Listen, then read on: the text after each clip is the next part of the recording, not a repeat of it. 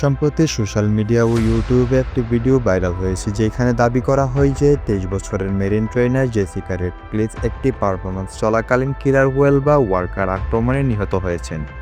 ভিডিওটিতে এমনকি বলা হয় আক্রমণের কারণ ছিল পানিতে মিশে যাওয়া তার মেনস্ট্রুয়াল ব্লাড।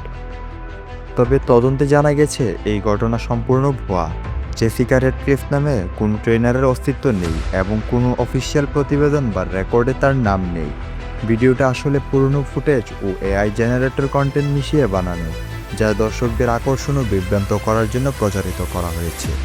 যদিও বাস্তবে উল্কা আক্রমণের ট্রেনার নিহত হওয়ার ঘটনা অতীতে ঘটেছে, যেমন 2009 সালে স্পেনে অ্যালেক্সিস মার্টিনেজ ও 2010 সালে সি ওয়ার্ল্ডের ডন ব্রাঞ্চো। কিন্তু জেসিকা রেডক্লিফের ঘটনাটি সম্পূর্ণ কাল্পনিক। এই ভাইরাল ভিডিওটা প্রমাণ করে অনলাইনে শেয়ার করার আগে তথ্য যাচাই করা কতটা জরুরি। আপনারা এই ঘটনার ব্যাপারে কী ভাবছেন? নিচে কমেন্টে আপনার মতামত জানান। যদি ভিডিওটি তথ্যবহুল মনে হয় তবে একটি লাইক দিন এবং আপনার বন্ধুদের সাথে শেয়ার করুন। আরও এমন ভাইরাল ঘটনার পেছনের সত্য জানতে আমাদের চ্যানেলটি সাবস্ক্রাইব করতে ভুলবেন না। ধন্যবাদ।